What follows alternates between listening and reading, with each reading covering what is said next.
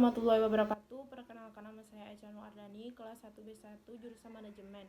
Saya di sini akan menjelaskan tentang pengertian hukum permintaan dan penawaran serta faktor-faktor yang mempengaruhi permintaan dan penawaran. Langsung saja, pengertian hukum permintaan dan penawaran merupakan teori yang menjelaskan tentang interaksi atau transaksi antara penjual yang menjual sebuah barang dan pembeli yang menginginkan barang tersebut. Teori ini dibuat untuk mendefinisikan pengaruh keinginan atas suatu produk atau barang tertentu terhadap harga jual produk tersebut. A. Faktor-faktor yang mempengaruhi permintaan. 1. Harga barang itu sendiri. Jika harga suatu barang semakin rendah, maka permintaan terhadap barang tersebut akan semakin bertambah. Begitu juga sebaliknya. 2. Ketersediaan dan perubahan harga barang sejenis sebagai pengganti dan pelengkap. Yang ketiga, tingkat pendapatan atau daya beli konsumen.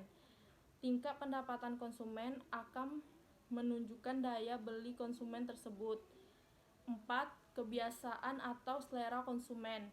Kebiasaan atau selera konsumen juga berpengaruh terhadap permintaan atas suatu barang. 5. Jumlah penduduk. Semakin besar jumlah penduduk yang ada dalam suatu daerah atau negara, maka semakin tinggi pula jumlah permintaan atas suatu barang untuk harga tertentu. B. Faktor-faktor yang mempengaruhi penawaran. 1. Harga barang itu sendiri.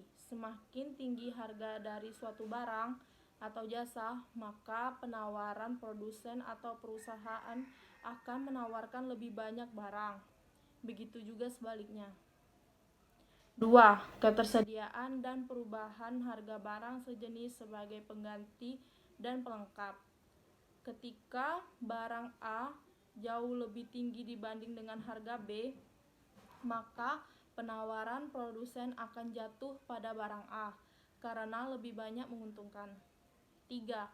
Biaya produksi dan teknologi yang digunakan. Produsen membutuhkan biaya produksi dan penggunaan mesin-mesin berteknologi tinggi untuk menghasilkan barang atau jasa dengan cepat dan berkualitas. Yang keempat, jumlah produsen. Semakin banyak produsen, maka semakin banyak pula jumlah barang yang ditawarkan. 5.